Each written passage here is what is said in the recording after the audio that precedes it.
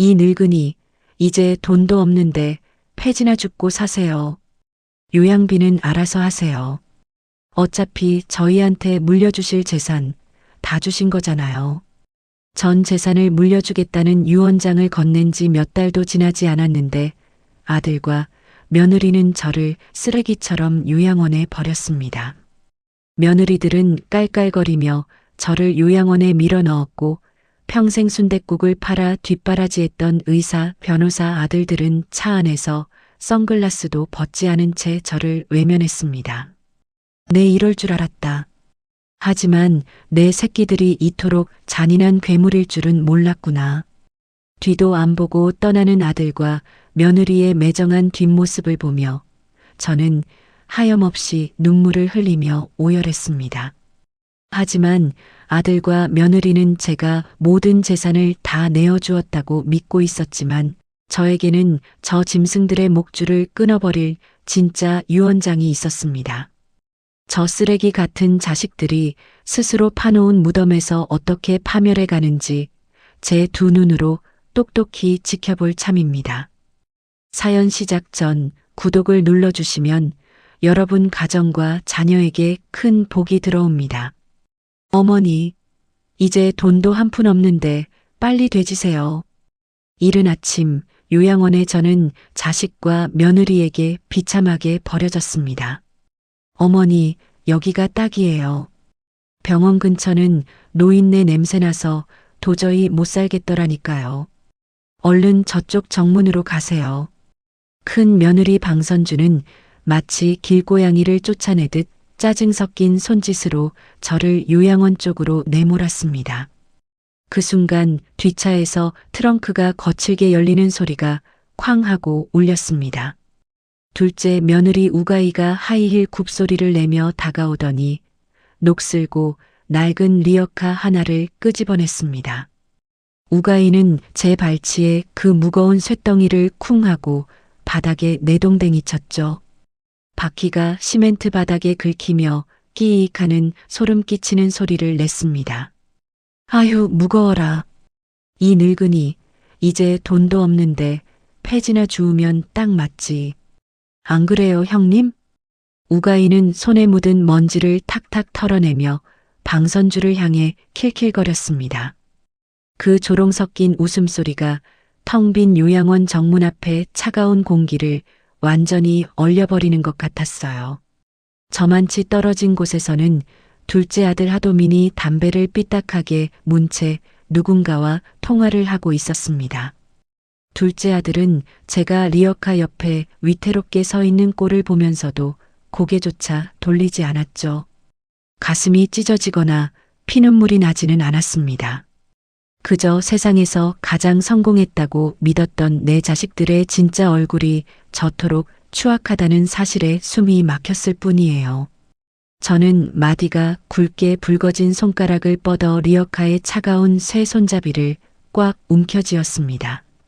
손등 위로 40년 동안 순댓국 펄펄 끓는 국물에 데어 생긴 붉은 흉터들이 선명하게 드러났죠.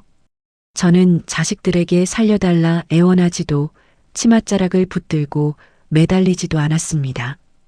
그저 이 매정한 얼굴들을 죽는 날까지 잊지 않으려는 듯 차례대로 한 명씩 조용히 눈에 담았습니다. 요양비는 알아서 하세요. 어차피 저희한테 물려주실 재산 다 미리 주신 거잖아요. 그 돈으로 호강하셨으니 이젠 혼자 힘으로 살아보세요. 방선주가 쐐기를 박듯 날카롭게 쏘아붙이고는 창문을 매몰차게 올려버렸습니다. 동시에 두 대의 고급 세단은 굉음을 내며 정문 앞 골목을 미련 없이 빠져나갔습니다. 빨간 브레이크 등이 골목 끝에서 두어 번 깜빡이더니 이내 흔적도 없이 사라져버렸죠.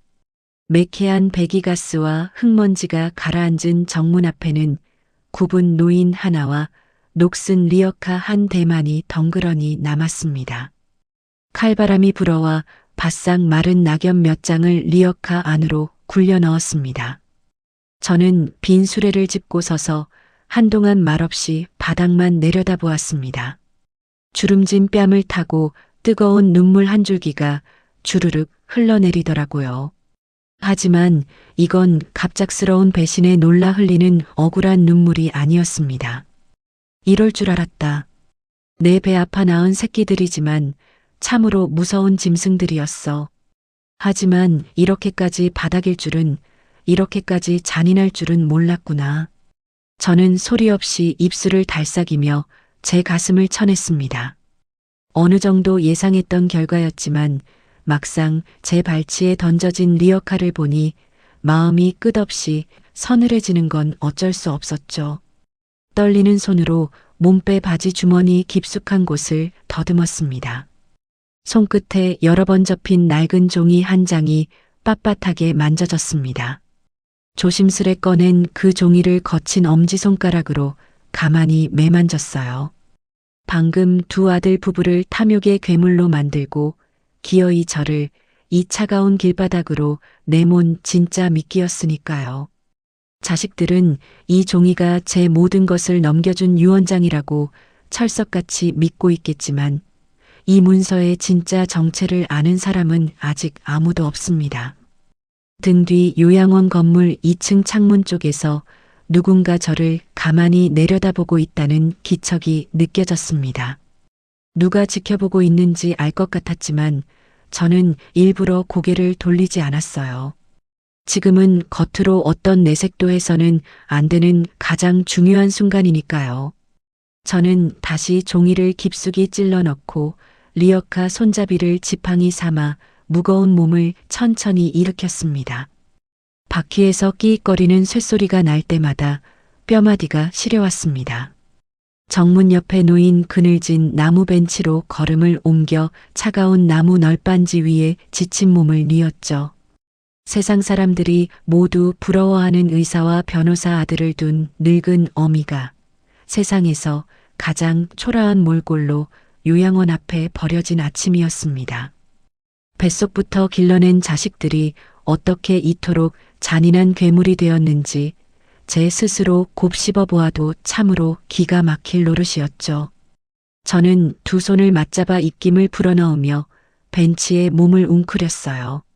이 끔찍한 연극이 완성되기까지 제가 감내해야 할 시간들이 아직 남아 있었습니다. 핏발선 눈을 감고 차가운 바람을 맞으며 저는 천천히 앞으로 다가올 일들을 머릿속으로 헤아려 보았습니다. 시간을 한참 거슬러 새 아이가 아직 제 치맛자락을 붙들고 살던 30여 년 전 시장 골목이었습니다. 남편이 강경화로 세상을 뜬 것은 막내 하도윤이 겨우 5살, 큰아들 하도경이 11살, 둘째 하도민이 8살이던 매서운 겨울이었어요. 29의 젊은 나이에 과부가 된 저는 눈앞이 캄캄했죠. 당장 어린 핏덩이들을 굶겨 죽일 수는 없었기에 시장 끝자락 비가 새는 허름한 천막 아래에 낡은 순댓국 솥을 걸었습니다. 새벽 4시면 어김없이 일어나 무거운 사골뼈를 안치며 뼈가 부서지는 삶을 시작했어요. 손님이 남기고 간 국물 한 방울도 아까워서 제 입에 털어넣으며 악착같이 돈을 모았습니다. 저를 위해서는 단 한 푼도 쓰지 않고 오직 새 아이의 배움과 끼니에만 모든 것을 쏟아부었죠. 큰아들 하도경은 어려서부터 영특해서 시장 상인들 사이에서 칭찬이 자자했습니다. 상인들이 저 집 큰애는 뭐가 돼도 크게 될 놈이라고 치켜세울 때마다 제 어깨가 다 으쓱해지곤 했어요. 저는 펄펄 끓는 국물에 댄 벌건 손으로 밤마다 과외비 봉투를 세웠습니다. 큰아들을 기필코 의대에 보내겠다는 일념 하나로 허리가 굽어가는 줄도 몰랐죠. 마침내 큰아들 하도경이 의대 합격증을 들고 온 날 저는 시장 한복판에서 앞치마를 뒤집어 쓰고 엉엉 소리 내어 울었습니다. 상인들이 우르르 몰려와 함께 손뼉을 치며 기뻐해 주던 벅찬 감동을 아직도 잊을 수가 없네요. 둘째 하도민 역시 제 헌신을 딛고 사법고시에 당당히 합격했습니다. 순댓국집 아들 둘이 의사와 변호사가 되었다는 소문은 우리 시장 골목의 전설처럼 굳어졌어요. 하지만 두 형이 눈부시게 성공하는 동안 막내 하도윤의 몫으로 남은 건 참으로 초라했습니다. 두 형이 다 쓰고 남은 빈자리와 늘 쪼들리는 살림뿐이었죠. 무엇보다 제 고단한 삶을 가장 가까이서 지켜본 막내의 어린 눈망울이 늘 마음에 걸렸어요. 제가 과로로 쓰러져 몇 달을 앓아눕던 해 대학에 가 합격한 막내 하도윤이 꼬깃꼬깃한 등록금 봉투를 제 머리맡에 도로 내려놓았습니다. 엄마, 이 돈 형들 밑에 보태고 나는 일할게.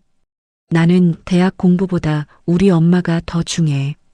막내 하도윤은 억지로 웃어 보이며 담담하게 입학을 포기하겠다고 말했습니다. 막내의 말을 듣는 순간 억장이 무너지는 것 같았어요. 가난한 부모 만나서 제 앞길마저 꺾어버리는 자식을 보는 비참한 심정을 어떻게 다 말로 하겠습니까? 19살이던 막내 하도윤은 제 대신 새벽 일찍 사고를 안 쳤습니다.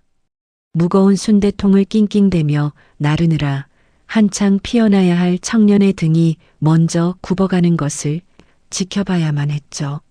세월이 무심하게 흘러 두 형은 강남 한복판에 번듯한 병원과 법률사무소를 차렸습니다. 돈 많은 집안과 결혼해 남부럽지 않은 가정을 꾸렸죠. 반면 배움의 기회를 놓친 막내 하도윤은 굳은 일을 전전하다 결국 빌딩 청소원이 되었습니다. 며느리 강미숙과 결혼해 두 아이를 낳았지만 살림이 팍팍해 볕도 들지 않는 반지하 단칸방을 얻어야 했어요. 평생 두 형에 대한 열등감과 가난에 짓눌려 사는 막내를 볼 때마다 제 가슴은 시커멓게 타들어갔습니다. 명절이 되면 두 형 부부는 값비싼 백화점 선물 세트를 양손 무겁게 들고 찾아왔습니다. 번쩍이는 옷을 입고 좁은 거실에 모여 앉아 사진을 찍느라 바빴죠. 하지만 정작 제가 가마솥에서 푹 고아낸 순댓국을 내놓으면 큰아들과 둘째 아들 내외는 코를 쥐었습니다. 어머니, 냄새나요. 저희는 밥 먹고 왔으니 얼른 치우세요. 큰 며느리 방선주와 둘째 며느리 우가이는 숟가락조차 들지 않고 그릇을 매몰차게 밀어냈습니다. 자식들이 제 가슴에 대못을 박는 줄도 모르고 말이에요. 반면에 막내 하도윤은 늘 빈손으로 와서도 문지방을 넘자마자 제 굽은 어깨부터 주물렀습니다. 쩍쩍 갈라진 제 발 뒤꿈치에 손수 연고를 발라주며 눈시울을 붉히곤 했죠. 막내 며느리 강미숙은 부엌으로 쪼르르 달려가 국물이 부족하지 않은지 몇 번이나 가마솥을 정성껏 살폈습니다. 저는 자식들의 뻔뻔한 대비를 겉으로는 전혀 티내지 않았습니다. 마음속 보이지 않는 저울에 조용히 자식들의 행동을 달아두며 늘 똑같이 사랑하는 공평한 어머니인 척 웃어 보였어요. 하지만 제 가슴 아주 깊은 곳에는 세상을 뜨기 전 남편이 헐떡이며 남긴 마지막 한마디가 무겁게 도사리고 있었습니다. 여보, 우리 재산은 무조건 가장 효심 깊은 자식에게 몰아주시오. 해가 갈수록 남편의 유언이 바위처럼 제 마음을 짓눌렀습니다. 하지만 저는 남편의 당부를 함부로 실행에 옮기지 못했어요. 10손가락 깨물어 안 아픈 손가락 없다고 세 자식 모두를 향한 맹목적인 사랑과 남편의 서늘한 유언 사이에서 참으로 오랜 세월 소가리를 해야 했으니까요. 그렇게 허리가 휘도록 국밥을 팔며 40년 세월이 훌쩍 흘러버렸습니다. 평생 고장 한 번 안 날 줄 알았던 제 몸에 무서운 이변이 찾아오면서 저는 마침내 그 오랜 저울을 실제로 달아볼 결정적 계기를 맞게 되었습니다. 평생 고장 한 번 안 날 줄 알았던 제 몸에 무서운 이변이 찾아온 건 그의 유난히 춥던 겨울 아침이었습니다. 시장 골목에 꽝꽝 언 빙판을 무심코 딛다 그만 크게 미끄러져 고관절이 부러지는 중상을 입고 말았죠. 숨이 멎을 듯한 끔찍한 고통 속에서 급히 구급차에 실려갔습니다. 하필이면 제가 피를 흘리며 도착한 곳은 큰아들 하도경이 정형외과 전문의로 근무하는 바로 그 대학병원이었어요. 어미가 뼈가 부러져 응급실로 실려왔으니 그래도 그 잘난 아들 녀석 얼굴은 제일 먼저 보겠구나 싶어 내심안도했습니다. 하지만 수술이 무사히 끝나고 회복실을 거쳐 병실에 누워 있으면서 제 흐릿하던 눈은 얼음장처럼 차갑게 떠졌죠. 정작 제 병상 곁을 지킨 사람이 누구였는가를 두 눈으로 똑똑히 확인했기 때문입니다. 큰아들은 저와 같은 병원 건물 안에 있으면서도 회진 시간에만 아주 잠깐 얼굴을 비쳤어요. 그마저도 제 상처 부위를 제대로 살피는 게 아니라 침대 끝에 걸린 차트만 신경질적으로 휙 넘겨볼 뿐이었습니다. 어머니, 저 바빠서 이만 가볼게요. 그냥 누워 계세요. 큰아들은 저와 눈 한 번 제대로 맞추지 않고 쫓기듯 곧장 병실 밖으로 나가버렸습니다. 저는 문이 채 닫히지 않은 틈 사이로 큰아들이 복도에서 동료 의사에게 투덜거리는 소리를 생생하게 들었어요. 아휴, 노인네 하나 때문에 오후 수술 스케줄이 죄다 꼬여서 죽겠어. 짜증나게 진짜. 링거줄 너머로 그 모진 말을 고스란히 듣고도 저는 아무 대꾸조차 할 수 없었습니다. 그저 새하얀 병실 천장만 멍하니 바라보며 목구멍으로 치밀어 오르는 뜨거운 덩어리를 꾹꾹 삼켜야만 했죠. 내가 저 입에 따뜻한 밥을 넣어주려고 40년을 펄펄 끓는 국물에 손을 담갔는데 정작 늙고 병든 어미를 짐짝 취급하는구나 싶어 피눈물이 났어요. 병원비 정산날이 되자 둘째 아들 하도민이 말끔한 정장 차림으로 병실 문을 거칠게 열고 들어왔습니다. 원무과에 다녀왔다며 펄럭이는 영수증을 제 눈앞에 들이미는 둘째 아들의 표정은 불만으로 가득했죠. 엄마, 이번 달 수입료가 아직 안 들어와서요. 제 돈 쓰기 그래서 그냥 엄마 통장 카드로 먼저 긁었어요. 어미의 피 같은 돈을 수술비 명목으로 몽땅 빼가면서도 미안한 기색이라고는 털끝만큼도 찾아볼 수 없더라고요. 둘째 아들은 병문안을 왔답시고 침대 옆 보호자 의자에 다리를 꼬고 삐딱하게 앉았습니다. 그러고는 1시간 내내 자기가 강남 한복판에 새로 계약했다는 법률사무소 인테리어 자랑만 침을 튀기며 늘어놓았어요. 제가 입술이 바싹 타들어가서 물 한 모금만 달라고 힘겹게 손을 뻗었죠. 아, 돈 주고 쓴 간병인은 대체 어디 간 거야? 사람 귀찮게 진짜. 둘째 아들은 자리에서 일어나 물 한 컵을 떠주기는커녕 잠시 자리를 비운 간병인을 탓하며 되레 짜증을 냈습니다. 그 똑똑하고 잘난 변호사 아들에게 저는 그저 귀찮고 성가신 혹덩어리일 뿐이었던 거예요. 그렇게 짐승만도 못한 두 아들이 번갈아가며 저를 방치하던 나흘째 밤이었습니다. 병실 문이 조용히 열리더니 독한 왁스 냄새가 짙게 밴 낡은 작업복 차림의 막내 하도윤이 헐레벌떡 들어왔습니다. 야간 빌딩 청소를 마치자마자 숨을 헐떡이며 달려온 막내의 이마에는 굵은 땀방울이 송글송글 맺혀 있었어요. 막내는 화장실에서 거친 손을 박박 씻고 오더니 집에서 보온병에 끓여온 잣죽을 그릇에 정성껏 덜었습니다. 그리고는 투박한 손으로 한 술씩 제 입에 따뜻한 죽을 불어 떠 넣어 주었죠. 엄마, 형들 바쁜 거 아니까 너무 서운해하지 마. 내가 일 끝나고 매일 올 테니까 걱정 마시고.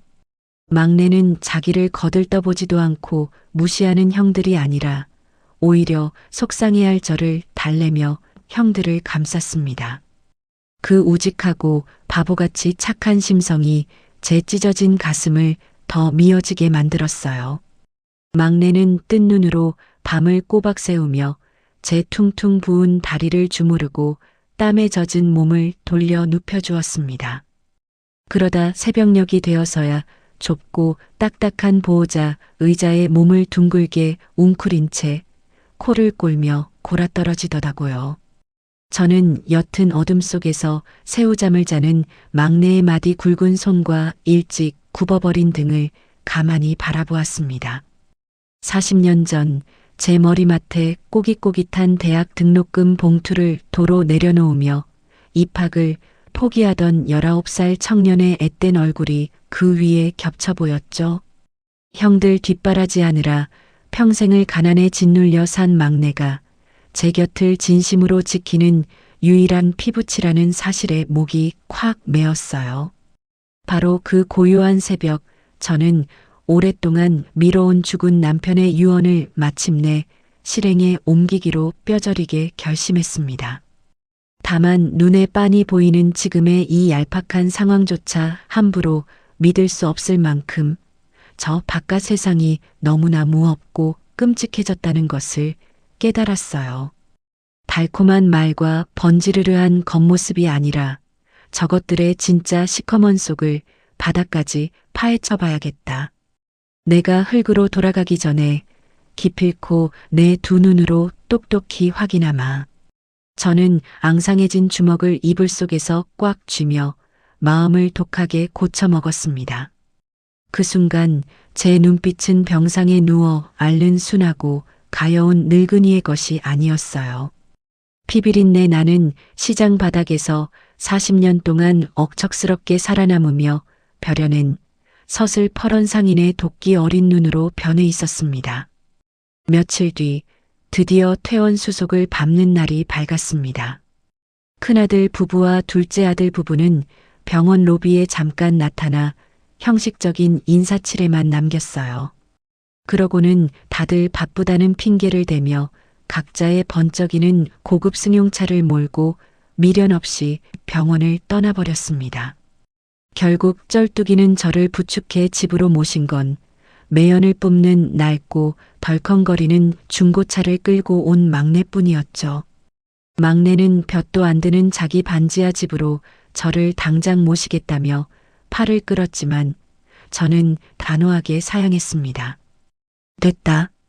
나는 시장 근처 내 옛날 점포 윗방이 제일 마음 편하니까 거기다 내려다오. 막내를 억지로 타일러 돌려보낸 뒤 저는 냉기 도는 점포 윗방에 홀로 남아 오래도록 남편의 영정 사진 앞에 무릎을 꿇고 앉았습니다.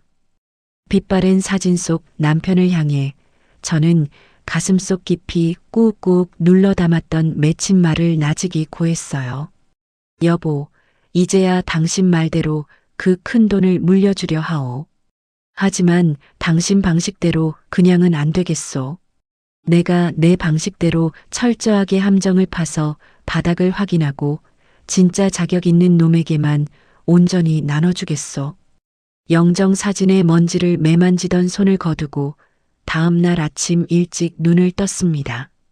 40년간 매일 아침 기름 묻은 지폐를 셈하던 그 뭉툭하고 거친 손으로 저는 시장 상인의 명함첩을 조용히 뒤적거렸어요.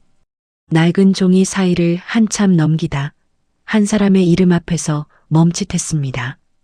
바로 신탁과 상속을 전문으로 한다는 56살의 변호사 표현숙, 그 이름과 전화번호였죠. 저는 빨간 펜을 들어 그 번호 위에 아주 굵고 진하게 동그라미를 쳤습니다.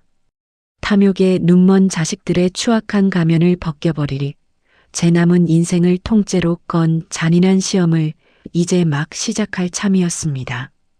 며칠 뒤 늦은 오후 저는 구멍난 양말에 낡고 늘어진 몸빼 차림 그대로 허름한 빌딩 2층 문을 열고 들어섰습니다. 신탁과 상속을 전문으로 다루는 56살의 변호사 표현숙의 좁은 사무실이었어요.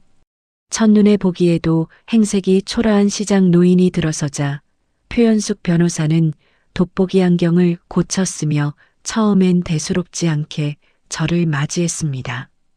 하지만 제가 맞은편 소파에 앉아 짐짓 낮게 깔린 목소리로 조용히 계획을 풀어놓기 시작하자 상황은 완전히 달라졌죠. 표현숙의 안경 너머 날카로운 눈이 점점 커지더니 이내 꼿꼿이 허리를 세우고 제 입술만 뚫어지게 쳐다보더라고요.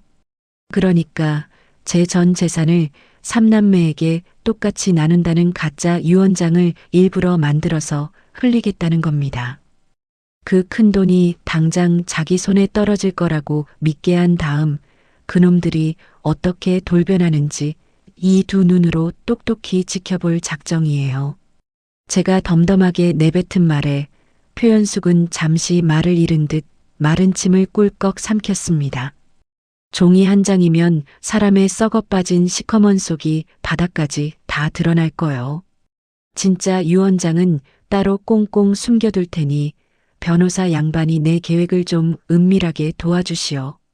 제 단호한 눈빛을 마주한 표현숙은 이 늙은이의 의뢰가 단순한 재산 상속 문서 작성이 아니라는 걸 직감한 듯 했습니다. 어미가 자식의 탐욕을 시험하기 위해 남은 인생과 핏줄을 통째로 판돈으로 건 아주 지독하고 잔인한 함정이라는 걸 말이죠. 저와 표현숙은 사무실 문을 굳게 걸어 잠그고 며칠에 걸쳐 서로 내용이 완전히 다른 두 개의 문서를 아주 정교하게 만들었습니다. 첫 번째는 미끼로 쓸 가짜 유언장이었어요. 제가 가진 번듯한 상가 세 채와 아파트 한 채, 그리고 통장에 잠든 예금을 삼남매에게 아주 공평하게 균등 분할한다는 내용이었습니다. 이 가짜 문서를 본 자식들은 누구라도 당장 떼부자가 된 듯한 환상에 빠져 침을 흘리게 될 터였죠. 두 번째 문서는 오직 저와 표현숙만이 그 존재를 알고 있는 철저히 봉인된 진짜 유언장과 신탁 계약서였습니다. 제가 40년 동안 악착같이 모아 재개발 지구에 묶인 알짜배기 재산의 진짜 규모와 그 모든 것을 독차지할 단 한 명의 진짜 수혜자 이름이 그 안에 또렷하게 적혀 있었습니다. 며칠 뒤 저는 그 가짜 유언장을 낡은 봉투에 반쯤 걸치게 대충 접어넣고는 보온병을 핑계로 큰아들 하도경의 으리으리한 집을 찾아갔습니다. 큰 며느리 방선주가 외출하고 없는 틈을 타 큰아들의 서재 책상 첫 번째 서랍에 그 봉투를 슬쩍 밀어 넣었어요. 마치 늙은 어미가 실수로 중요한 서류를 흘리고 간 것처럼 아주 자연스럽게 꾸며놓고는 아무 일 없다는 듯 콧노래를 흥얼거리며 그 집을 빠져나왔습니다.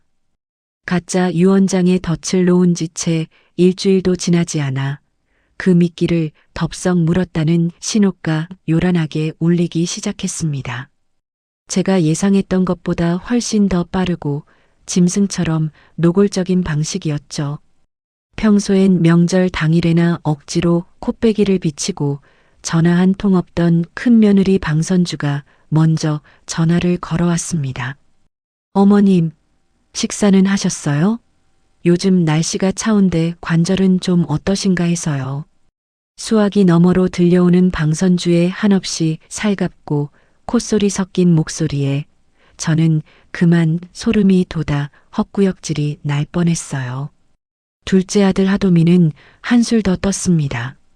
갑자기 과일 바구니를 잔뜩 사들고 점포 윗방으로 찾아오더니 당장 짐을 싸서 자기 강남 아파트로 가자며 팔을 잡아 끌더군요. 엄마, 이런 퀴퀴한 방에서 어떻게 사세요? 제가 당장 안방 비워놓을 테니까 짐부터 싸시죠. 저는 속으로 그놈들의 머릿속에서 굴러가는 시커먼 주판을 튕기는 소리를 훤히 꿰뚫어 보고 있었습니다. 하지만 겉으로는 한없이 늙고 순진한 노인네처럼 빙그레 웃으며 그 얄팍한 효심을 고분고분 받아넘겼어요. 자식들이 스스로 더 깊고 어두운 함정의 수렁 속으로 허우적대며 발을 들이밀도록 기꺼이 내버려 둔 거죠. 하지만 표현숙 변호사는 전화를 걸어와 제게 조용하지만 아주 날카로운 경고를 남겼습니다. 어르신, 두 아들 중에서도 특히 법의 맹점을 잘 아는 둘째 아들을 조심하셔야 해요. 단순히 유산 상속을 기다리는 걸 넘어서 어머니가 살아계신 틈을 타 재산을 미리 빼돌리거나 문서를 조작하려 들 수 있으니 절대 경계를 늦추시면 안 됩니다. 표현숙의 그 불길한 경고가 현실로 소리 없이 꿈틀대고 있다는 사실을 저는 당시에는 미처 알지 못했습니다. 같은 시각 두 정거장 떨어진 곳 하도민의 신축법률사무소에서는 제가 시장에 장을 보러 나가 자리를 비운 사이 아주 은밀한 짓거리가 벌어지고 있었죠. 그 텅 빈 사무실 한 구석 복사기 앞에는 십수년간 하도민의 밑에서 굳은 일을 도맡아 해온 49살의 사무장 변수길이 땀을 쥐고 서 있었습니다. 변수길은 두리번거리며 제 명의로 된 시장 점포 매매 계약서를 조심스레 복사기 판 위에 올려놓았어요. 그의 눈에 들어온 계약서 맨 아래 서명란에는 분명 하영자라는 제 이름 석자가 또렷하게 적혀 있었습니다. 하지만 평생 시장 바닥에서 장부를 써오며 굳어진 제 투박한 글씨체가 아니라 누군가 교묘하게 선을 꼬아 흉내낸 아주 미세하게 뒤틀린 필체였죠. 더구나 그 옆에 찍힌 도장조차 제가 인감도장이라며 늘 허리춤에 차고 다니던 진짜 도장과는 테두리 굵기가 확연히 다른 가짜였습니다. 이것 참 어머님 도장까지 새로 파서 위조를 하다니. 이건 빼도 박도 못하는 완전한 사문서 위조 아냐?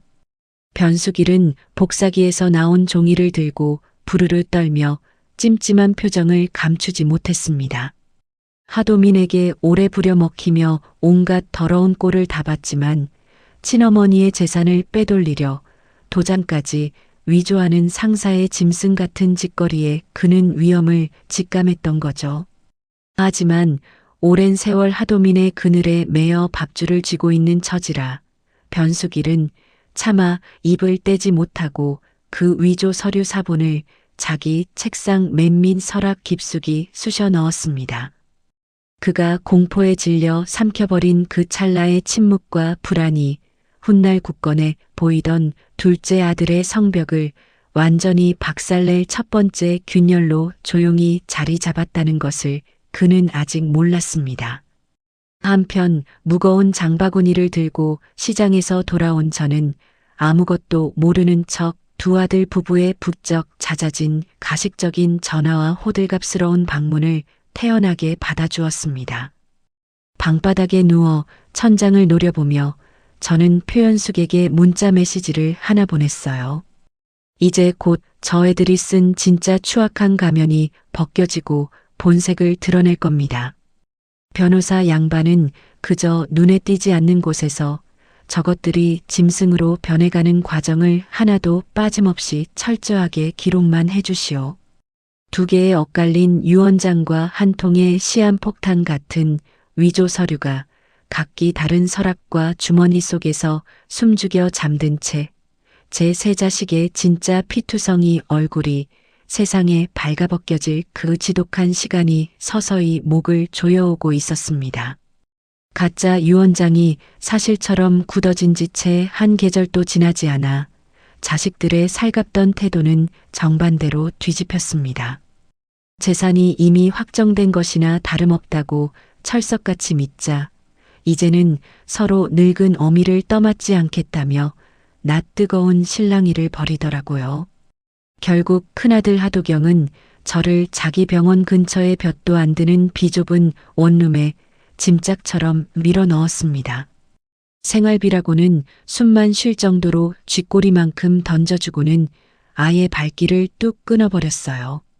큰 며느리 방선주는 어쩌다 억지로 들를 때마다 제가 정성껏 차려둔 밥상을 구둣발로 툭툭 밀치더라고요. 아휴, 치매 노인네 냄새나서 원. 이런 돼지우리 같은 데서 어떻게 밥이 넘어가요? 방선주는 모진 소리를 지르며 눈을 홉떴습니다. 둘째 며느리 우가이는 명절날 제가 밤새 끓여간 순댓국 냄비를 시댁 개수대에 통째로 쏟아버렸죠. 어머니, 이제 이런 구역질 나는 시장 바닥 음식 냄새 좀 그만 맡고 싶네요. 우가이의 비웃는 얼굴을 보며 저는 앞치마 끝만 손이 하얘지도록 꽉 움켜쥐었습니다. 이 모든 치욕과 수모를 묵묵히 견디며 오직 표현숙 변호사에게만 그 만행들을 낱낱이 전해 기록으로 남겼어요. 마침내 두 아들 부부는 서로 짠 것처럼 합의를 보고는 저를 요양원 정문 앞에 끌고 왔습니다. 흙먼지를 거칠게 일으키며 떠나간 두 대의 세단과 둘째 며느리가 제 발치에 내동댕이 친 낡은 리어카, 폐지나 주우면 딱 맞지라던 그 소름 끼치는 조롱이 텅 빈 공기를 갈랐던 바로 그 매서운 아침으로 이어졌죠. 차들이 골목 끝으로 완전히 사라진 뒤 저는 정문 앞 그늘진 벤치에 홀로 앉아 언손을 맞아봤습니다. 뼈마디가 시려와서 도무지 몸을 움직일 수가 없었어요. 바로 그때 낡은 리어카를 밀며 곁을 지나가던 68살의 폐지 줍는 노인 진말려가 걸음을 멈추고 저를 물끄러미 바라보았습니다. 진말려는 잠시 어디론가 사라지더니 김이 모락모락 피어오르는 잔치국수 한 그릇을 종이 그릇에 담아들고 나타났어요. 댁도 자식한테 버림받았나 보구먼. 나도 아들놈들한테 집 넘겨주고 이 꼴이 났어. 자, 뜨거울 때 이거라도 속을 좀 데워. 진말려가 투박하고 거친 손으로 내민 국수를 받아들자 그만 왈칵 눈물이 쏟아지더라고요.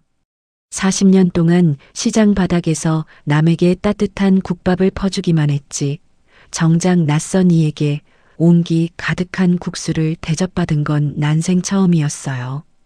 버려지고 나서야 비로소 알겠더라고. 이 세상에 누가 진짜 내 편인지 말이야. 진말려는 제 옆에 나란히 앉아 자신의 기구한 사연을 아주 담담하게 들려주었죠. 자식에게 헌신하다 버림받은 늙은이들만이 나눌 수 있는 그 시린 위로가 꽁꽁 얼어붙었던 제 가슴을 천천히 녹여주었습니다. 제가 벌인 이 잔인한 시험이 결국 옳았음을 하지만 그 대가가 이토록 뼈를 깎는 고통일 줄은 미처 몰랐다고 뼈저리게 곱씹었어요. 얼마 뒤 찬바람을 피해 요양원 건물 안으로 잠깐 들어갔을 때였습니다. 복도 모퉁이에서 저를 전담하기로 한 52살의 요양보호사 성복녀가 낯선 두 사람과 은밀하게 무언가를 주고받는 광경을 우연히 목격했어요. 큰아들 내외와 체격이 비슷한 그 사람들은 성복녀의 손에 뒷돈이 든 두툼한 서류 봉투를 쥐어주었고 요양보호사는 주변을 두리번거리며 아주 어색하게 눈을 피하고 있었습니다. 대체 제 인적 사항을 빼돌려 무슨 짓을 꾸미는 건지 당장 알 수는 없었지만 시커먼 음모가 도사리고 있다는 것만은 직감할 수 있었죠. 제가 배식을 받으러 식당 쪽으로 걸음을 옮긴 사이 제 시선이 닿지 않는 곳에서는 또 다른 눈동자가 모든 상황을 예리하게 지켜보고 있었습니다. 그 무렵 요양원 2층 사무실 창가에서는 노란 봉사자 조끼를 걸친 신탁 변호사 표현숙이 유리창 너머로 정문 앞 장황을 샅샅이 주시하고 있었죠. 표현숙의 손에는 작은 수첩과 펜이 단단히 들려 있었습니다. 표현숙은 큰아들 하도경과 둘째 아들 하도민의 차량 번호부터 며느리들이 리어카를 내던지고 조롱하던 행동 하나하나를 단 한 줄도 빠짐없이 빽빽하게 적어 내려갔습니다. 원룸에서의 지독한 방치부터 이날 아침의 참혹한 유기까지 하영자가 겪은 모든 수모가 두툼한 증거 파일에 고스란히 정리되는 순간이었죠. 수집을 마친 표현숙은 조용히 주머니에서 휴대폰을 꺼내 들었습니다. 그리고는 미리 준비해 둔 번호로 짧은 문자 메시지 한 통을 단호하게 전송했습니다. 1단계 완료. 이제 진짜를 시작합시다. 그 문자는 짐승으로 변한 자식들을 향한 하영자의 처절한 반격이 마침내 시작된다는 결정적인 신호탄이었습니다. 다시 요양원 바깥 벤치로 걸어 나온 저는 진말려가 건네준 빈 국수 그릇을 두 손으로 소중하게 감싸쥐고 있었어요. 몸빼 주머니 속에 잠든 낡은 가짜 유언장을 손끝으로 꾹 누르며 흐린 하늘을 올려다보았죠. 매서운 겨울바람이 불어왔지만 제 두 눈빛만큼은 그 어느 때보다 서늘하고 뜨겁게 타오르고 있었습니다. 탐욕에 눈먼 자식들이 스스로 파놓은 지옥 같은 바닥을 제 두 눈으로 똑똑히 확인했으니 이제는 제가 그 짐승들의 숨통을 끊어놓을 차례가 온 거예요. 제가 그 끔찍한 요양원 정문 앞에 짐짝처럼 버려졌다는 소식은 사흘이나 지나서야 막내 하도윤의 귀에 겨우 닿았습니다. 42살의 막내 아들 하도윤은 고층 빌딩 밖에서 위태롭게 밧줄을 타고 유리창을 닫고 있다가 제 전화를 받았죠. 그 전화를 받는 순간 막내는 물통과 걸레를 바닥에 내던져버리고 왁스 냄새가 진동하는 작업복 차림 그대로 미친 듯이 달려왔습니다. 요양원 정문 옆 차가운 벤치에 담요 한 장 없이 웅크려 덜덜 떨고 있는 저를 발견한 순간 막내는 제 앞에 털썩 무릎을 꿇었어요. 그리고는 제 얼음장처럼 차가운 두 손을 덥석 잡아 제 품속으로 꽉 끌어안았습니다. 엄마, 내가 미안해. 내가 너무 늦었어. 짐승 같은 형들이 진짜 이럴 줄 알았으면 진작에 내가 모시는 건데. 막내는 목이 꽉 메어 더 이상 말을 잇지 못하고 아이처럼 소리내어 엉엉 울었습니다. 그 상황에서도 막내는 제가 물려줄 재산이 어떻게 되었는지 단 한마디도 묻지 않더라고요. 그저 제 굽은 등을 다독이며 서러운 눈물만 뚝뚝 흘릴 뿐이었습니다. 막내는 거친 숨을 몰아쉬며 저를 자기 널따란 등에 번쩍 업었습니다. 그날로 당장 저를 자신이 사는 반지하 단칸방으로 모시겠다는 굳은 결심을 한 거였죠. 하지만 며느리 강미숙과 두 아이가 겨우 몸을 누이는 좁디좁은 반지하에는 노모가 지낼 방 한 칸조차 없었습니다. 그날 밤 얇은 미닫이 문 너머로 부부 사이에 오가는 무겁고 날선 대화 소리가 다 들려왔어요. 막내 며느리 강미숙은 훌쩍거리며 현실적인 어려움을 토로했습니다. 여보, 애들 학원비도 석 달째 밀려서 당장 끊기게 생겼는데 어머니까지 좁은 데서 어떻게 모셔요? 우리도 지금 당장 먹고 살기가 너무 팍팍하잖아요. 가난에 찌든 며느리의 절망적인 목소리에 저는 뜬 눈으로 밤을 새우며 숨죽여 울었습니다. 그때 막내 하도윤의 단호하고 물기 어린 목소리가 들려왔어요. 미수가 우리 엄마 아니었으면 나도 이 세상에 없어. 우리 굶더라도 다 같이 굶자. 방이 없으면 우리가 당장 거실로 나가서 자면 돼. 그 말을 들은 강미숙은 한참을 말없이 흐느끼더니 조용히 자기들 부부의 침실 이불을 개어 밖으로 내오기 시작했습니다. 다음 날 새벽 부부는 낡은 리어카의 짐 대신 이불을 두껍게 깔고 저를 태웠어요. 그 초라하고 눈물겨운 행렬로 매서운 바람을 뚫고 반지하 골목을 향해 걸어 들어갔죠. 그 모습을 멀찍이 골목 어귀에 세워진 차 안에서 지켜보던 노란 조끼 차림의 변호사 표현숙은 마침내 제가 애타게 기다려온 진짜 자식의 모습을 확인하고 조용히 고개를 끄덕였습니다. 그로부터 딱 일주일 뒤 표현숙 변호사는 저를 부축해 시장 근처의 조용한 다방으로 향했습니다. 그리고는 재산 상속을 최종적으로 확정 짓겠다는 명목으로 두 아들과 며느리들을 한자리에 불러 모았죠. 상속이 확정된다는 말에 잔뜩 상기된 큰아들 하도경과 둘째 아들 하도민의 얼굴에는 감추지 못한 시커먼 탐욕이 번들거리고 있었습니다. 큰 며느리 방선주와 둘째 며느리 우가이도 명품 가방을 무릎에 올려두고는 입꼬리를 실룩이며 기대감에 부풀어 있었어요. 저는 그 탐욕스러운 얼굴들을 차례로 훑어본 뒤 주머니 속에서 그 낡고 꼬깃꼬깃한 가짜 유언장을 천천히 꺼내 들었습니다. 자, 이것이 너희들이 그토록 기다리던 종이 쪼가리다. 저는 아무 말 없이 테이블 위에 놓인 라이터를 집어들어 유언장 끝자락에 확 불을 붙여버렸습니다. 순식간에 시뻘건 불길이 종이를 집어삼키며 타들어가고 시커먼 재가 흩날려 방바닥으로 떨어졌어요. 그 광경을 본 큰아들 하도경이 눈이 뒤집혀 벌떡 일어나며 비명에 가까운 소리를 빽 질렀습니다. 엄마, 지금 미쳤어요? 그게 대체 얼마짜리 문서인데 불을 질러요.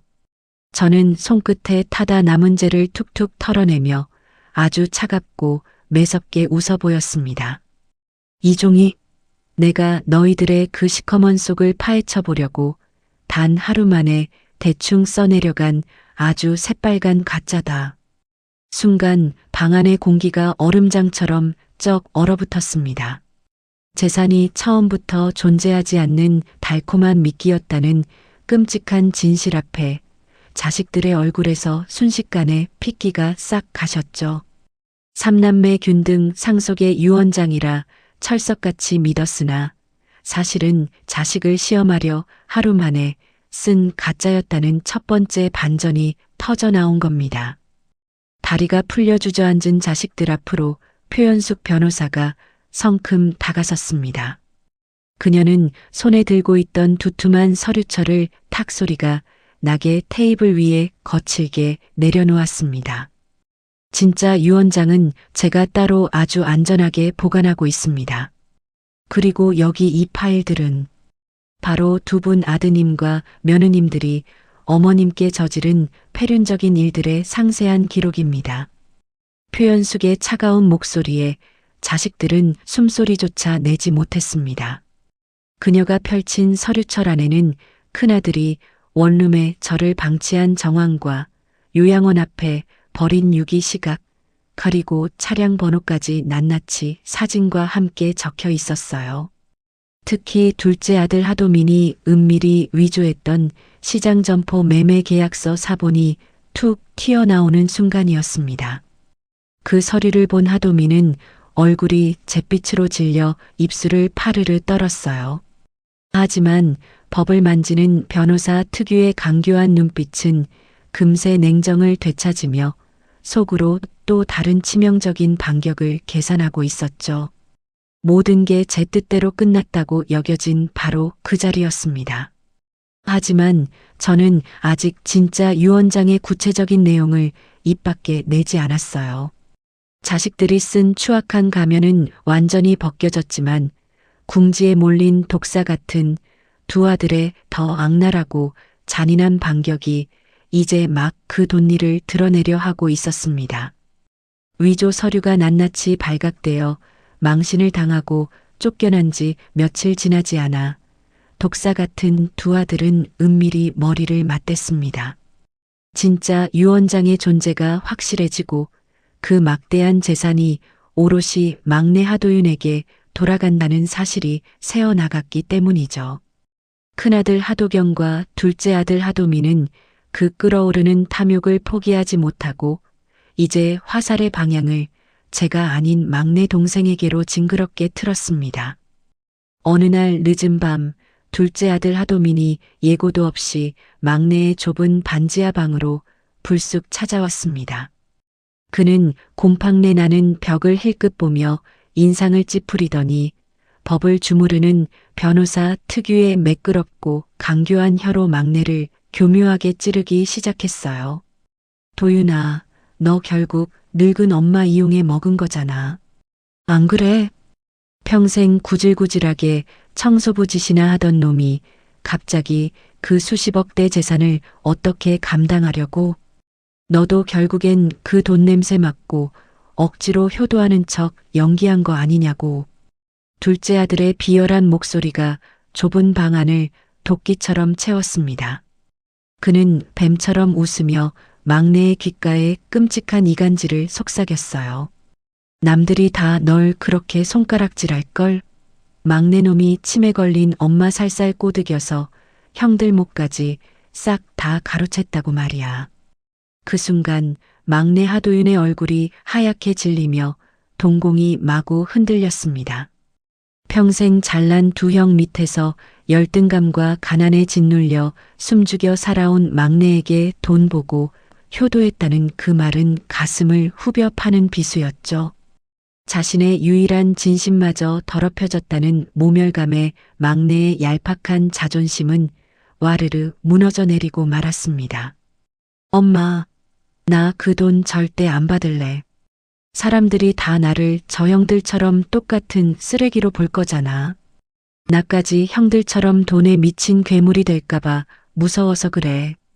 막내 하도윤은 제 앞에서 머리를 세게 쥐어뜯으며 절규하듯 토해냈습니다. 그리고는 낡은 가방을 꺼내 구석에서 미친 듯이 자기 옷가지를 쑤셔넣기 시작했어요. 어미를 모신 그 순수한 행동마저 재산을 노린 치밀한 계략으로 오해받고 손가락질 당할까봐 덜덜 떨고 있었던 겁니다. 저는 짐을 싸는 막내의 거친 손을 바라보며 가슴이 갈기갈기 찢어지는 것 같았어요. 하지만 철저하게 짓밟힌 아들의 알량한 자존심 앞에서 제 어떤 변명이나 진심 어린 말도 당장은 그 녀석의 다친 귀에 가닿지 못했습니다. 남편의 무너지는 모습을 지켜보던 며느리 강미숙마저 두려움에 입술을 깨물며 방구석에서 숨죽여 울고 있었죠. 부부 사이에도 처음으로 무겁고 날선 침묵이 무섭게 내려앉았습니다. 설상가상으로 둘째 아들 하도민은 자신의 위조 범죄를 정면으로 덮어버리기 위해 아주 악랄한 최후의 수를 꺼내 들었습니다. 바로 제 정신 능력 자체를 물고 늘어지는 짓이었죠. 어머니가 지금 심각한 치매 상태에서 작성한 유언장은 법적으로 완전히 무효입니다. 둘째 아들은 저를 정신병자로 몰아세우며 법원에 제 성년후견 개시 심판을 버젓이 청구했습니다. 제가 애써 치밀하게 세워둔 판을 통째로 뒤엎고 진짜 유언장마저 휴지 조각으로 만들어버리겠다는 수작이었죠. 진짜 유언장이 밝혀져 승부가 끝난 줄 믿었으나 사실은 둘째의 악랄한 성년후견 청구로 유언 자체가 송두리째 무효화될 끔찍한 벼랑 끝에 내몰린 겁니다. 같은 날 늦은 밤, 인적 없이 적막한 하도민의 신축 법률사무소에서는 이 파렴치한 계략의 마지막 톱니바퀴가 아주 조용히 맞물려 돌아가고 있었습니다. 하도민은 자신의 책상에 거만하게 발을 올려놓고 49살의 사무장 변수길에게 턱짓으로 명령을 내렸어요. 법원에 제출할 성년후견 청구 서류와 예전에 조작했던 점포 위조 계약서를 마저 깔끔하게 정리하라는 지시였죠. 그러다 하도민은 무심코 입을 열어 자신의 시커먼 본심을 툭 흘리고 말았습니다. 이 지긋지긋한 일 깔끔하게 끝나면 너도 당장 짐 싸서 나가라. 알지? 내 위조 사실까지 속속들이 아는 놈을 계속 내 옆에 끼고 있을 순 없잖아. 입 무겁고 젊은 놈으로 싹 갈아치워야겠어. 10수년간 개처럼 꾸준히 일을 도맡아 충성했던 사무장 변수길은 그 모진 말을 듣는 순간 숨이 턱 막혔습니다. 그제야 자신이 단물만 쪽 빨리고 버려질 처지라는 걸 뼈저리게 깨달은 거죠. 하도민이 퇴근하고 텅 빈 사무실에 홀로 남은 변수길의 손은 깊은 서랍 속에 웅크려 있던 위조 계약서 원본 쪽으로 천천히 향했습니다. 그리고 그가 평소 혹시 몰래 녹음해 두었던 하도민의 끔찍한 지시 내용이 담긴 녹음기 위를 조용히 쓰다듬었죠. 단순한 불안에 떨던 내부자의 침묵이 이제 처절한 배신과 역습이라는 이름의 날카로운 빗으로 벼려지는 순간이었습니다. 다시 곰팡내 나는 반지하방. 반쯤 짐을 싼 가방을 멍하니 내려다보는 막내 하도윤과 며느리 강미숙의 흐느낌, 그리고 죽은 남편의 영정 사진을 하염없이 바라보는 저. 어미의 피 끓는 진심과 아들의 찢긴 자존심, 독사 같은 둘째의 성년후견 청구, 그리고 토사구팽당한 사무장의 복수심이 하나로 무섭게 뒤엉키며 이야기는 걷잡을 수 없는 폭풍의 핵을 향해 팽팽하게 빨려 들어가고 있었습니다. 짐 가방의 지퍼를 반쯤 올린 채 현관으로 향하려는 막내 하도인을 저는 굽은 몸을 비틀거리며 일어나 두 팔로 가로막았습니다. 제가 막내의 거칠고 갈라진 두 손을 제 흉터투성이 손으로 꽉 감싸 쥐자 막내는 흠칫 놀라며 고개를 푹 숙이더라고요. 저는 오랫동안 가슴 깊은 곳에 꾹꾹 묻어두었던 뜨거운 진심을 처음으로 쏟아냈죠. 도윤아, 남들이 뭐라 손가락질하든 이 어미는 다 안다. 19살에 대학 포기하고 내 대신 사고를 안 치던 너를, 병실에서 밤새 내 손 놓지 않고 지켜주던 너를 내가 어찌 모르겠니? 이 돈은 내 효도값이 아니라 못난 어미가 평생 너한테 진 빚이다. 제발 이 늙은 어미 마지막 소원 하나만 들어다오. 저는 평생을 형들 그늘에 눌려 살아온 막내 하도윤 앞에 차라리 무릎을 꿇으려 했어요. 제 눈물 어린 애원의 막내는 쥐고 있던 짐 가방을 바닥에 툭 떨어뜨리고는 털썩 무릎을 꺾었죠. 그러고는 제 앙상한 품에 얼굴을 파묻고 어린아이처럼 소리내어 엉엉 울기 시작했습니다. 자존심이라는 두껍고 차가운 벽이 제 진심 앞에서 마침내 와르르 무너져 내린 거예요. 곁에서 불안하게 숨죽이던 며느리 강미숙도 다가와 저희 모자를 꽉 끌어안고 함께 통곡했습니다. 그렇게 위태롭던 막내의 이탈은 반지하 단칸방의 따뜻한 눈물 속에서 단단하게 꿰매어졌어요. 하지만 아직 둘째 아들 하도민이 청구한 성년후견 심판이라는 더 거대하고 끔찍한 벼랑이 시커멓게 입을 벌리고 남아 있었습니다. 비슷한 시각 두 정거장 떨어진 표현숙 변호사의 사무실에서는 굳게 닫혀있던 진실의 문이 마침내 열리고 있었습니다. 요양원에서 하영자를 돌봤던 요양보호사 성복녀가 오랜 망설임 끝에 사무실 문을 조심스레 두드렸죠. 성복녀는 큰아들 부부가 뒷돈이 든 봉투를 건네며 서류를 빼내려 했던 정황을 낱낱이 증언하겠다고 나섰습니다. 제가 그날 본 걸 전부 다 말씀드리겠습니다. 막내 아드님이 늙은 어머니를 등에 업고 나가는 뒷모습을 보니까 도저히 양심에 찔려서 잠을 한숨도 못 자겠더라고요. 요양보호사 성복녀가 오랜 침묵을 깨고 양심을 택한 이 빛나는 순간 꽁꽁 숨겨져 있던 진실의 조각 하나가 제자리를 찾았습니다. 거의 같은 무렵 낡은 서류 봉투 하나를 가슴에 품은 사무장 변수길도 표현숙 변호사를 은밀하게 찾아왔습니다. 변수길은 둘째 아들 하도민이 교묘하게 조작했던 점포 매매 계약서 원본을 테이블 위에 툭 내려놓았어요. 그리고 상사가 토사구팽을 입에 올리던 지시 내용이 고스란히 담긴 녹취 파일까지 통째로 표현숙 변호사에게 넘겼습니다. 이대로 억울하게 버려질 수는 없죠. 하도민 변호사가 꾸민 짓을 전부 밝혀주십시오. 배신당하기 전에 먼저 등을 돌린 내부자 변수길의 결정적인 제보였죠. 어머니가 치매라 유언이 무효라 믿게 하려 했으나 사실은 위조와 사기 정황이 되래 청구인을 완전히 무너뜨릴 완벽한 칼날로 벼려진 셈입니다. 며칠 뒤 마침내 제 모든 것을 걸고 맞서야 할 성년후견 심판일이 밝았습니다. 법정안은 숨소리 하나 들리지 않을 만큼 팽팽한 긴장감으로 가득 찼어요. 청구인석에 앉은 둘째 아들 하도민은 아주 뻔뻔한 얼굴로 자리에서 일어났습니다. 존경하는 판사님, 제 어머니 하영자 씨는 현재 사물 변별 능력이 전혀 없는 심각한 치매 상태입니다. 따라서 어머니가 작성했다는 유언장은 법적으로 완전한 무효임을 선고해 주시길 바랍니다. 둘째 아들의 입에서 흘러나오는 구역질 나는 거짓말에 저는 주먹을 꽉 쥐고 부르르 떨었어요. 하지만 제 곁에 앉은 표현숙 변호사는 조금도 흔들리지 않고 자리에서 일어나 반격을 시작했죠. 표현숙 변호사는 가장 최근에 제가 대학병원에서 받은 아주 멀쩡한 정상 판정 진단서를 판사 앞에 보란 듯이 제출했습니다.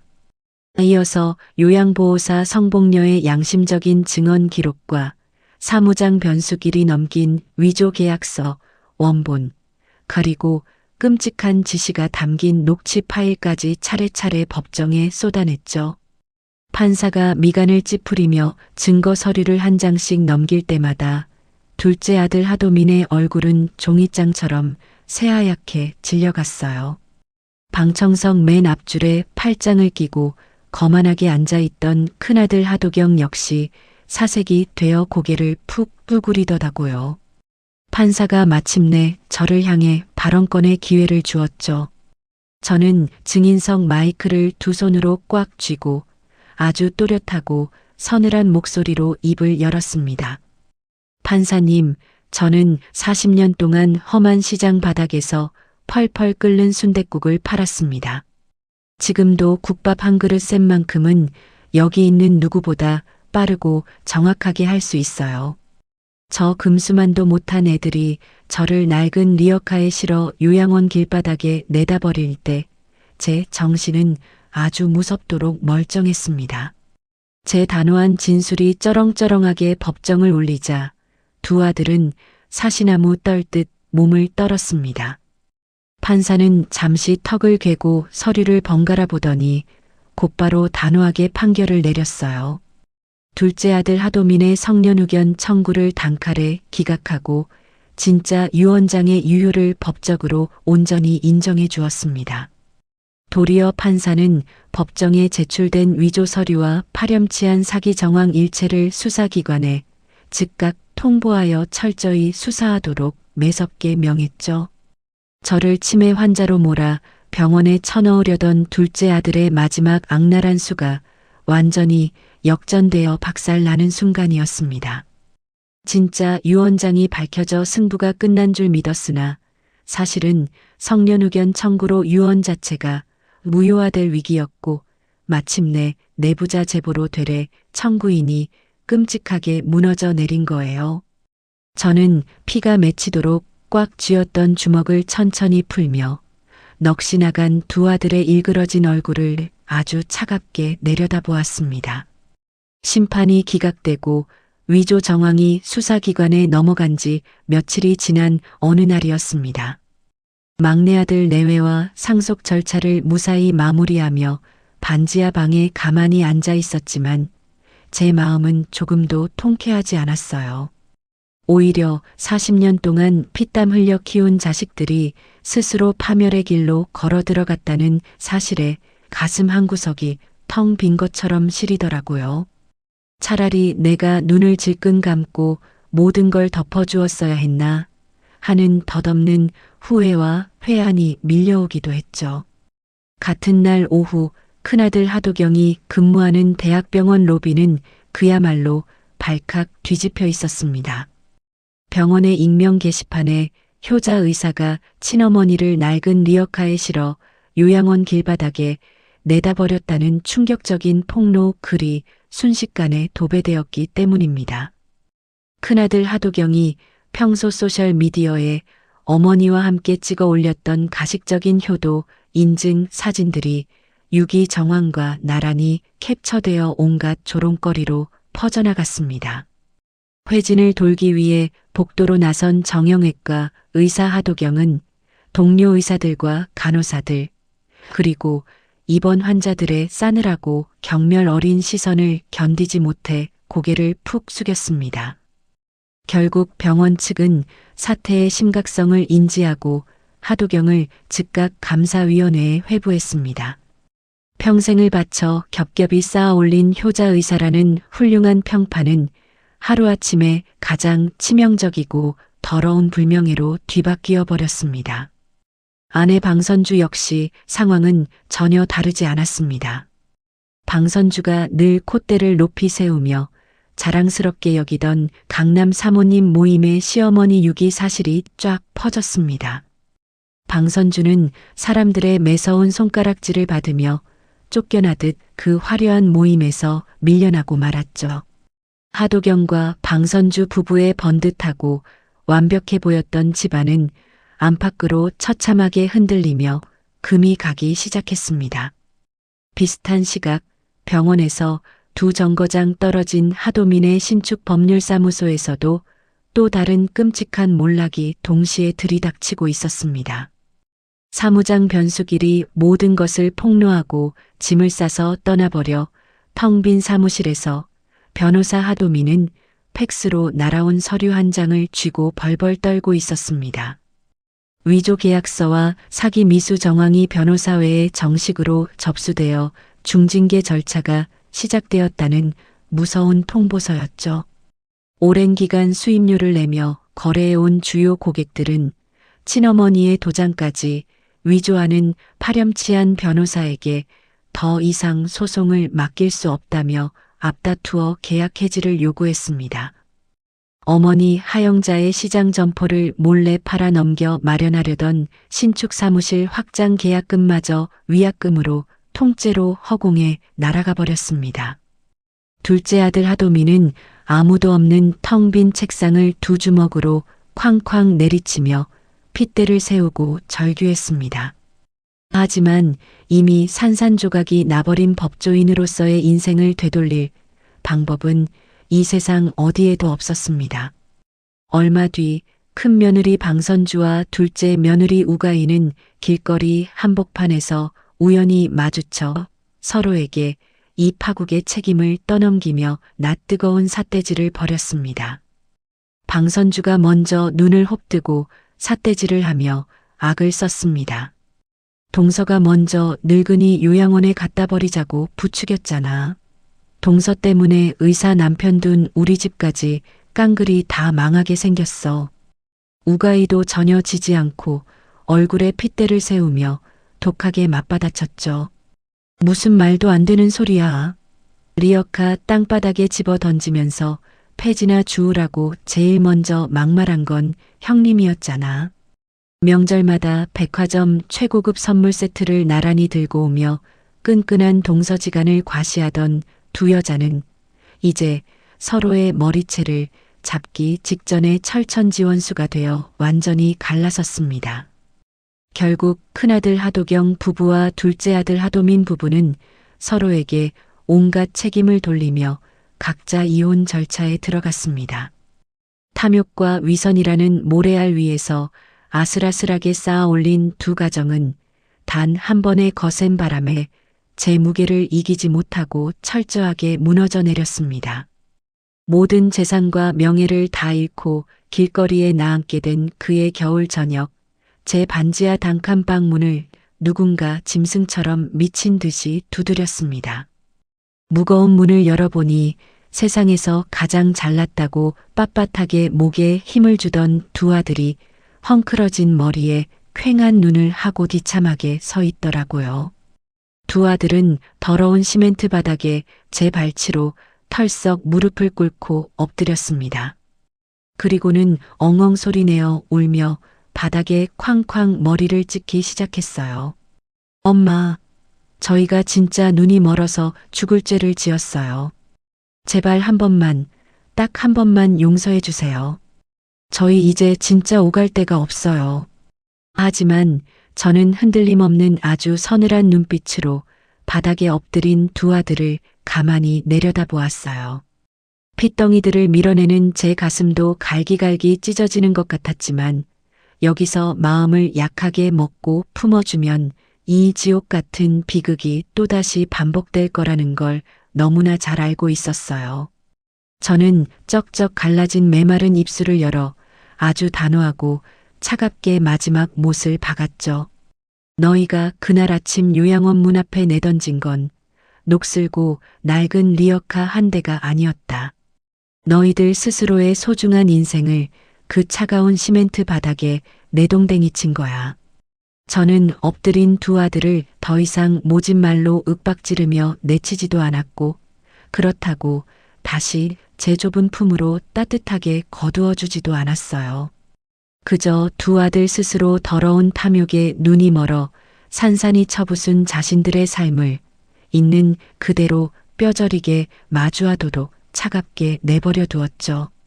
얼어붙은 피눈물을 흘리며 비틀비틀 어두운 골목길 너머로 물러나는 두 아들의 초라한 뒷모습을 하염없이 지켜보았습니다.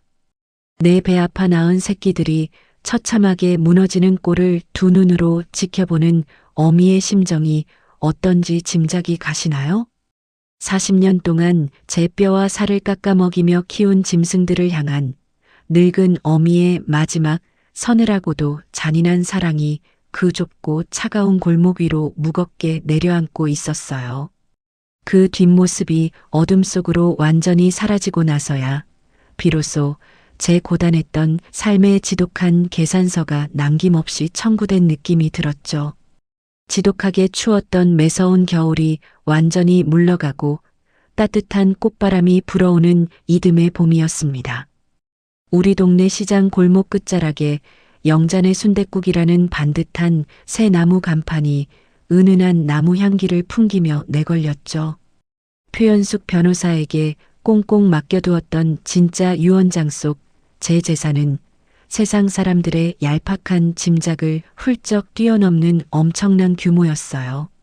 제가 40년 동안 푼돈을 모아 악착같이 사두었던 허름한 시장 점포들이 통째로 재개발지구로 지정되면서 수십억 대의 큰 돈으로 불어나 있었던 겁니다.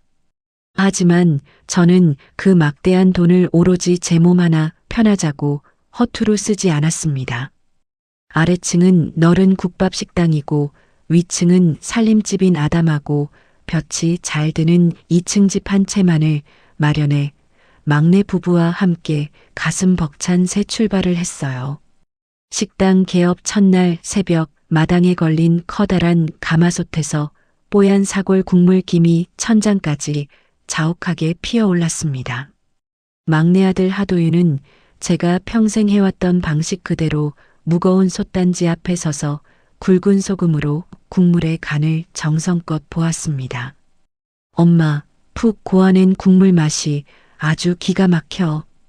이 정도면 우리 동네 시장 사람들 입맛을 단번에 꽉 사로잡겠어. 하도윤이 김이 서린 붉어진 얼굴로 저를 돌아보며 아이처럼 활짝 웃어 보였습니다.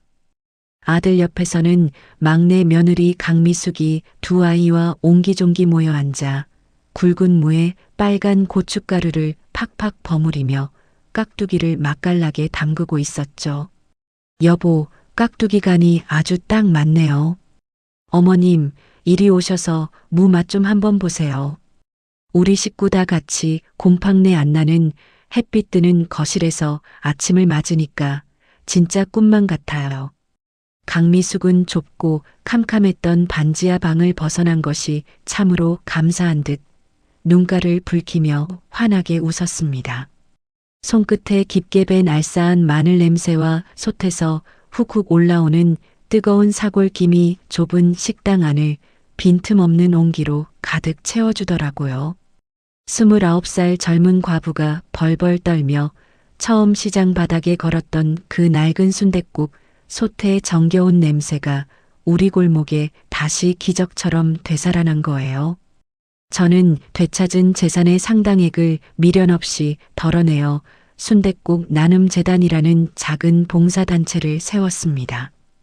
탐욕스러운 자식에게 비참하게 버림받고 갈 곳을 잃은 불쌍한 노인들에게 매일 따뜻한 뚝배기 한 그릇을 넉넉하게 대접하기로 굳게 마음을 먹었죠.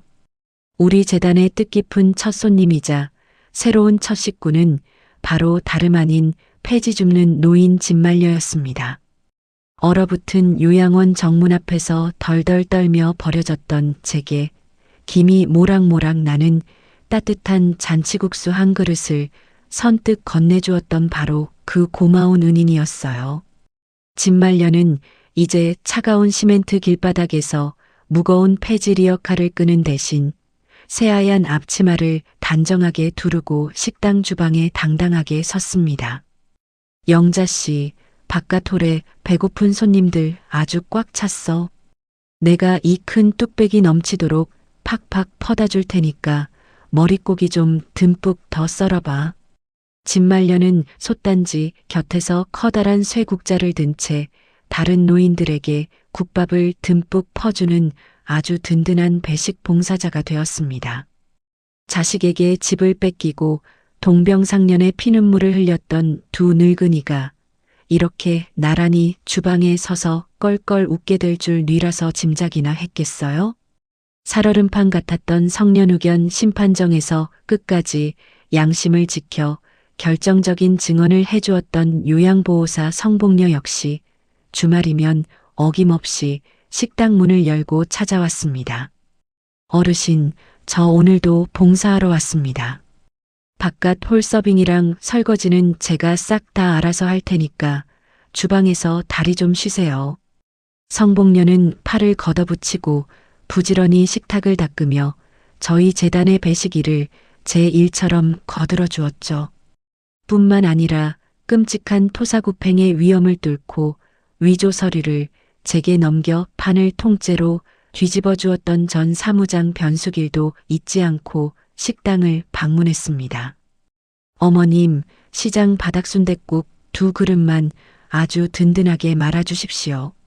제가 새 직장 출근하기 전에 어머님 손맛이 그리워서 아침 일찍부터 달려왔습니다.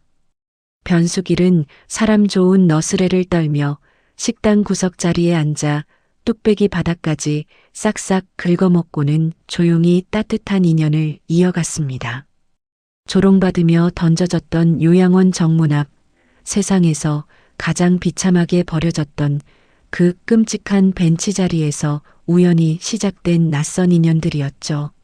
하지만 이제는 서로의 굽고 지친 등을 따뜻하게 받쳐주는 훌륭한 새로운 가족이 되어 둥근 밥상에 한데 둘러앉게 된 거예요.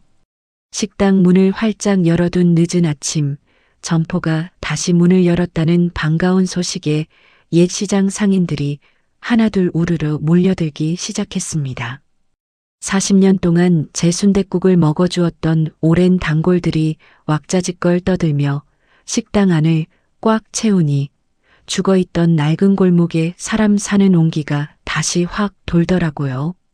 따사로운 봄볕이 열린 식당 문틈으로 길고 환하게 밀려 들어오던 아주 평화로운 오후였습니다.